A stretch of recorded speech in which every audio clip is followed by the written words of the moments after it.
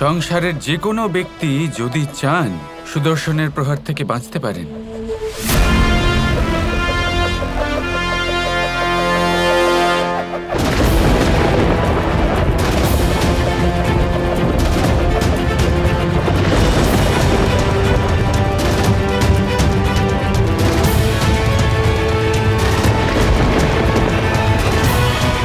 এ কি হলো?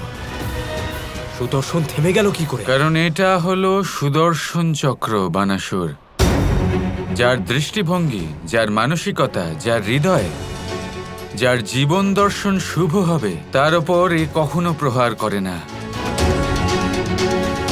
যদি সুদর্শনের প্রয়োগ তুমি অনুচিত কাজের জন্য করতে চাও তাহলে সেই কাজ ও কখনো সার্থক করবে না।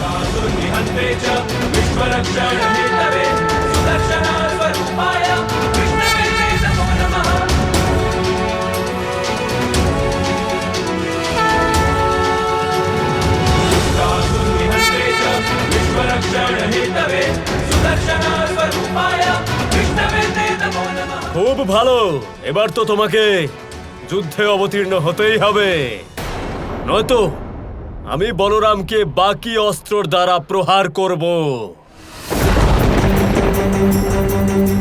এটা সত্যি কথা কানাই, এটা তুমিও জানো যে স্বয়ং নারায়ণের অস্ত্রের প্রতিকার আমিও করতে পারবো না।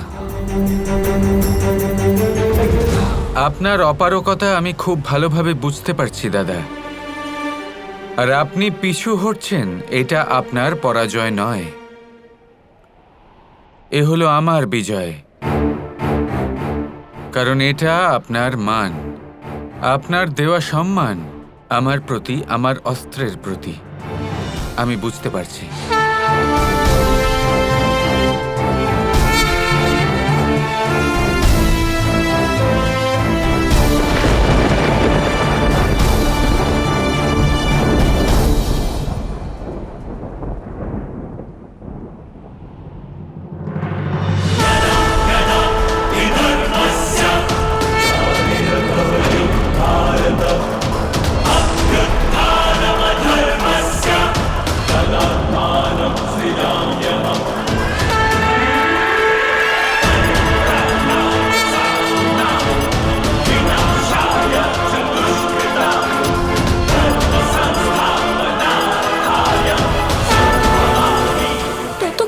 লড়াই করা উচিত নয় যতক্ষণ না খুব প্রয়োজন পড়ছে।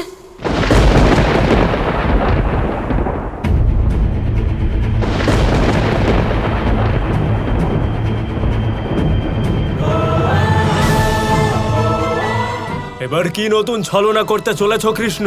কোন নতুন অস্ত্র প্রয়োগ করার কথা ভাবছো? সেটাই যেটা হলো সব থেকে বেশি কোমল কিন্তু সব থেকে বেশি শক্তিশালী, সেটাই যেটা সব থেকে বেশি বলশালী, যার সম্মুখে অনেক বড় বড় যোদ্ধাও দুর্বল হয়ে পড়েন। আমি আবাহন করছি ভালোবাসা।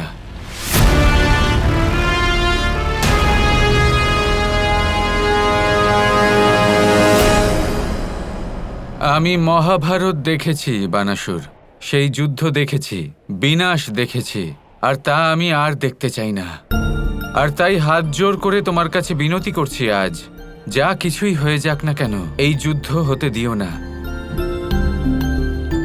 যা যা সমস্যা রয়েছে ভালোবাসার দ্বারা তা সমাধান হতে পারে। আমার পরিবারকে ছেড়ে দাও, সবাইকে মুক্ত করে দাও। আমি যুদ্ধ করতে চাই না, আর কোনো রক্তপাত হবে না বানাসুর। কৃষ্ণ আমার সামনে হাত জোড় করছে, এটা কি সত্যি? হ্যাঁ বানাসুর, কৃষ্ণ তোমার সামনে দাঁড়িয়ে রয়েছে হাত জোর করে, তোমার কাছে অনুরোধ করছে যে ভালোবাসার দ্বারা সবকিছু মিটিয়ে নাও।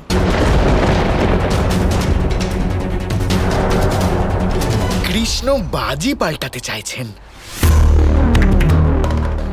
জানতাম। সেই জন্যই তো চিত্রলেখাকে জীবিত রাখতে বলেছিলাম, এই মুহূর্তের জন্য। ওম নমঃ শিবায়। শ্রী রাধা,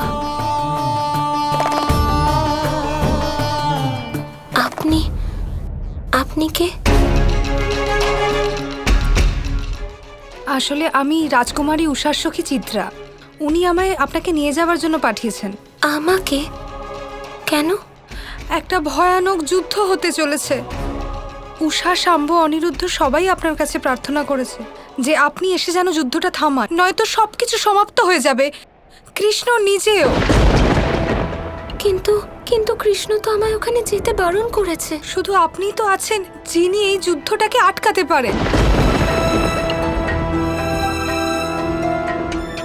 কিন্তু আমি চাইলেও এখন যেতে পারবো না, আমি পুজো করছি। আমার কাছে কিছু কিছু দিব্য শক্তি আছে যার দ্বারা আমি আপনাকে সোজা বাসুদেব কৃষ্ণের কাছে পৌঁছতে পারবো। লক্ষ লক্ষ মানুষের জীবনের প্রশ্ন এটা। এক আপনিই আছেন যিনি কৃষ্ণের সাথে কথা বলতে পারেন। আপনাকে কৃষ্ণের সাথে কথা বলতেই হবে। যেখানে যুদ্ধ হবে সেখানে রাধার কৃষ্ণের সাথেই থাকা উচিত। ঠিক আছে, চলো।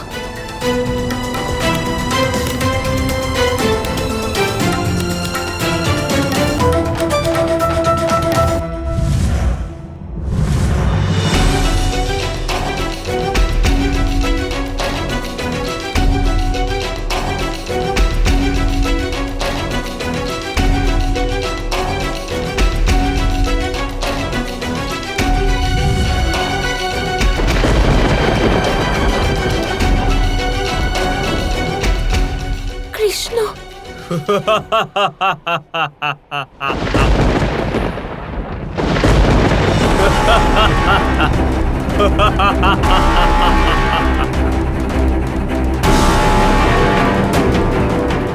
বানাসুর।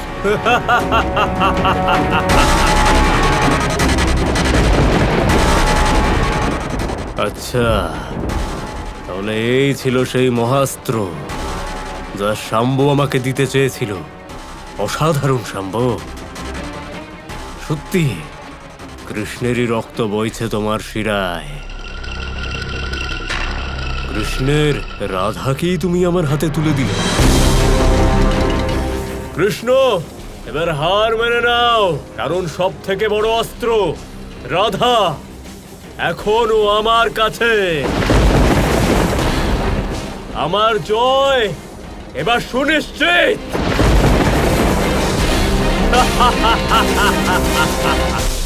এটা তুমি উচিত করলে না বানাসুর। আমি তোমাকে অনেক সুযোগ দিয়েছি, বারবার সুযোগ দিয়েছি শান্তির জন্য, যাতে এই যুদ্ধ এড়ানো যেতে পারে। কিন্তু না, প্রথমে অনিরুদ্ধ, তারপর প্রদ্যুম্ন, তারপর শাম্বু, আর এবার রাধাকে অপহরণ করেছো তুমি। আমি তারপরেও তোমাকে শেষবারের মতো সতর্ক করছি, সকলকে মুক্ত করে দাও, নয়তো আমি। নয়তো কি করবে তুমি কৃষ্ণ? তোমার অস্ত্র আমার কাছে আছে, মাথায় মহাদেবের আশীর্বাদ আছে, তোমার সন্তানরা আছে আমার কাছে, রাধা আছে আমার কাছে। কি করবে এবার তুমি? পরাজয় তো নিশ্চিত তোমার, আমার নয়, তোমার। আর মেনে নাও কৃষ্ণ, আর দ্বারকা ছেড়ে দাও, তাহলে হয়তো আমি তোমায় প্রাণে মারবো না। তুমি যদি আমার প্রাণ নেবার চেষ্টা করতে, আমি তোমাকে ক্ষমা করে দিতাম বানাসুর।